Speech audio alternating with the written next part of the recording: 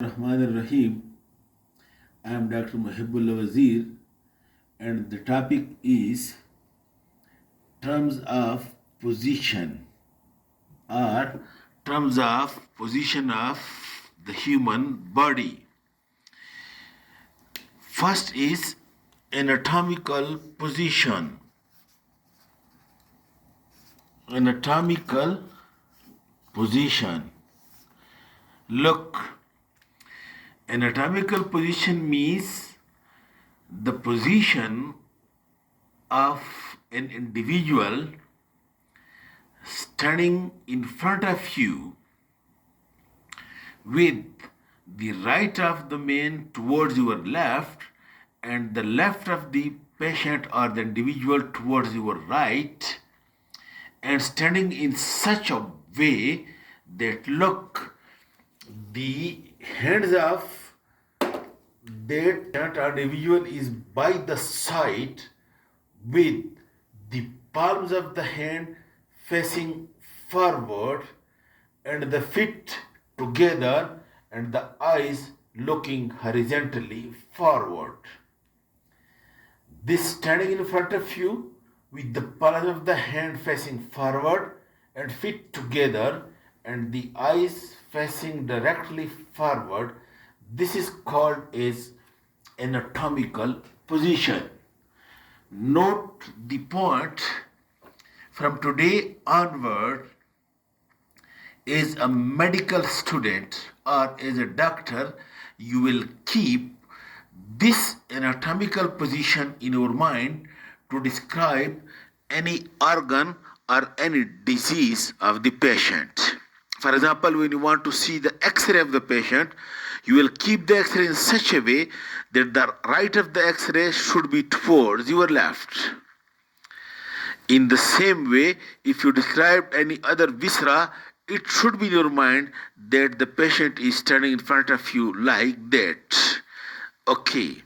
Now, in this, keeping in your mind this anatomical position, there are different anatomical terms, and from today onward you will not use the normal English words, but you will use these anatomical terms as a doctor. And what are these? Number one, anterior and posterior. Look, in anatomical position, this surface is called as anterior surface and this surface is called as posterior surface. Now note the point. What is the definition of anterior? Any structures nearer to the anterior or the front of the body as compared with the other is called as anterior in position. And any structure nearer to the back of the body or to the posterior surface of the body as compared with the other is called posterior in position. I give you the example.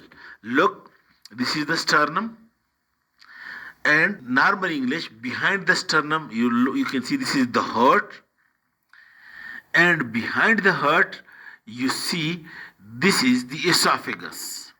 Now what you say, this sternum, it is more nearer to the front as compared with the heart. As compared with the heart. So we say the sternum lies anterior to the heart. Automatically you come to know that this is the sternum that lies anterior to the heart and more nearer to the medial to the anterior surface. While you say that the heart, this heart, it lies posterior to the sternum. It means that the heart lies more nearer to the posterior plane as compared to the sternum. That's why we say the heart lies posterior to the sternum.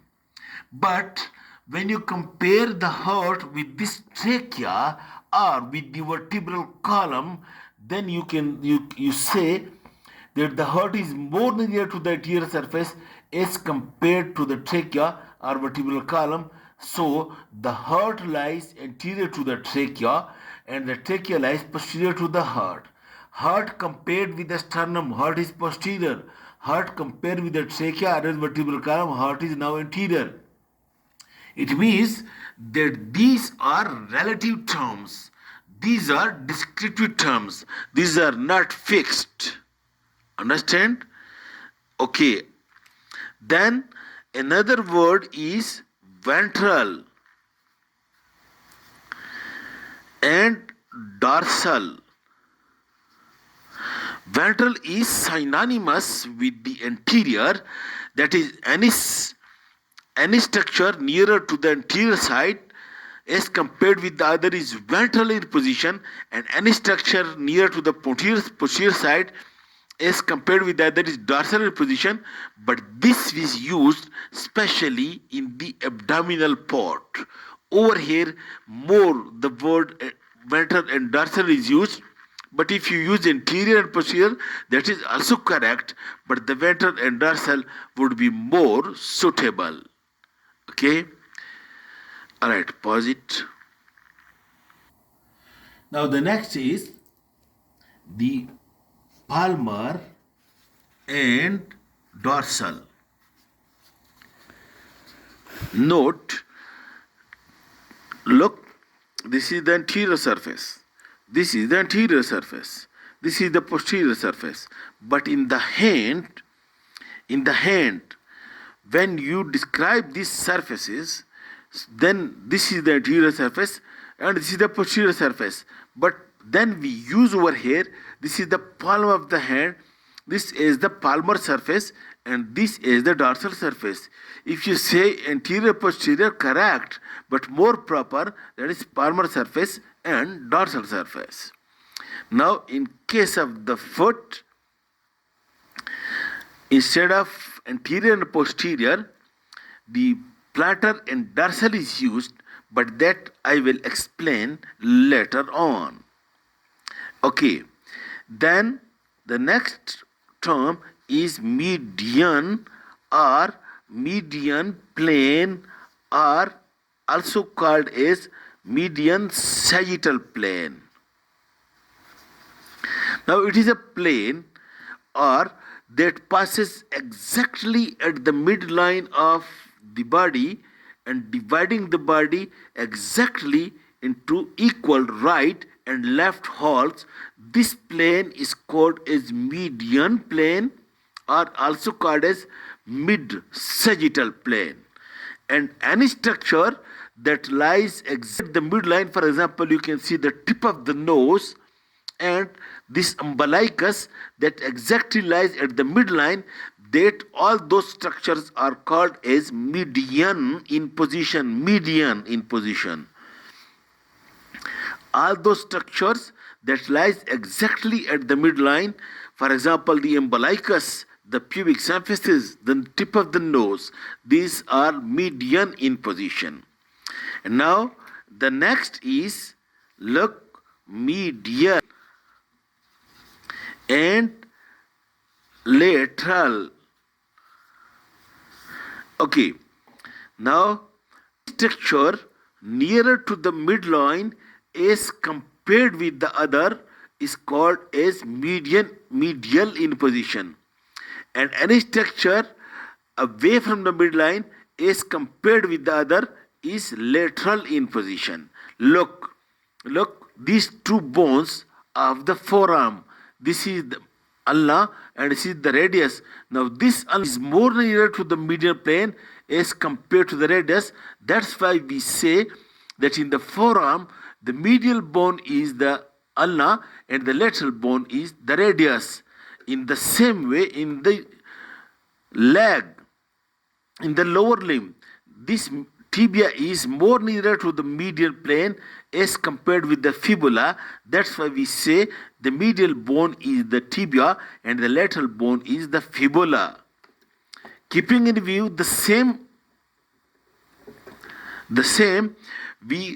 this border of the upper limb or the forearm it is more nearer to the medial plane as compared to this one. That's why this border is also called as medial border, and this border is also called as ulnar border.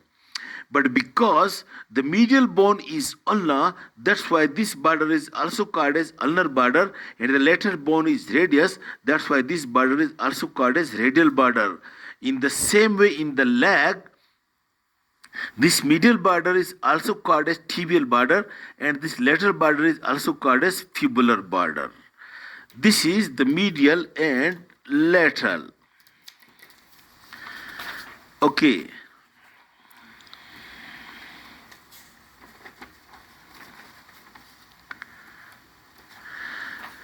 Then the next term is, look, superior and inferior. Look, superior always means superior, or you can say superiority complex. Inferior means below or inferior. Definition: that any structure nearer to the head side as compared with the other is superior in position, and any structure nearer to the foot side as compared with the other is inferior position. Now look, for example, this is the nose and this is the mouth. The nose is more nearer to the head as compared with the mouth. That's why we say the nose is superior to the mouth, and the mouth is more near to the foot side. That's why we call it as the mouth is inferior to the nose. But when we compare the mouth with the chin, then the mouth is superior and the chin is inferior. By this I mean that all these are not fixed, but these are relative or comparative terms to compare the situation and position of different organs. Alright. Then is the word cephalic and caudal. Look, cephalic is always more related to the skull side. Let me say, for example, we call it as encephalitis, inflammation of the brain. Okay, hydrocephalus, that is fluid in the skull. So cephalic is synonymous with the superior, that any structure nearer to the head as compared with the other, that is cephalic. Well, the caudal means cardi means tail. So any structure nearer to the tail side as compared with the other is called as caudal in position, so, and that is synonymous with the inferior. Okay, then another words are, that is cranial and rostral. Cranial is again synonymous with the superior, cranium is skull, and that is synonymous superior, cephalic and cranial, while rostral means towards the beak. It is nearer towards the beak, that is also being somewhat synonymous with the cephalic, while the inferior and caudal, they are synonymous. It is more nearer to the foot side. Now in this way, now I just told you that the surface of the foot I will discuss later on. Now look at the foot. This surface of the foot is more nearer to this. This surface of the foot is more near to the head side as compared with this surface. So this is superior surface and this is inferior surface. But actually, if you look at the foot of your own, this surface is more thick-skinned as compared to this one. So you would understand that actually this inferior surface is actually this anterior surface, and this surface, superior surface, is actually this posterior surface. But the point is, note this very clearly, this if this foot would have been fitted to the leg like the hand is being fitted to the forearm, then while you will be standing, you will be standing at the tip of the toes, and you are standing on the ground would not be stable. That's why Allah has not fitted the foot with the leg like the hand is being fitted to the forearm, but rather the foot is being putted like this and the leg is being fitted from it over here, so that the actual anterior surface has now gone inferiorly and the actual the posterior surface has now gone superiorly. But the not to be discussed that to avoid confusion, neither use it superior and inferior nor use it anterior posterior. Use this one as the plantar surface or the sole. So this surface or the foot is being called as plantar surface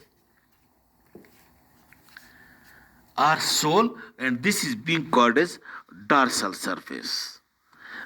Okay, because this was our functional need, and that's why when the foot is being moved like this is plantar flexion and this is dorsiflexion.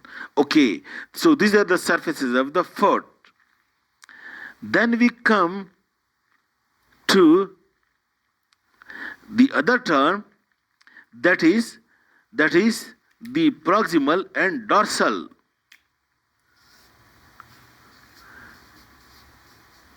Proximal and dorsal. Proximal means proximity, near, and dorsal. Proximal and distal, sorry. Proximal and distal. Distal means distance or away, and proximal near. This is being specially used while describing some structures in the limbs.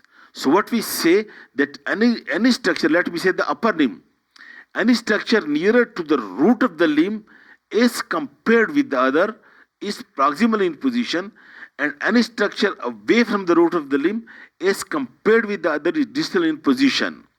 Let me say, now look over here. Look, these three phalanges. Now this phalanx is more nearer to the root of the lung as compared with this one. That's why we say this is the proximal phalanx and this is the distal phalanx. So that is being actually used in the limbs, the word proximal and distance. How much minutes?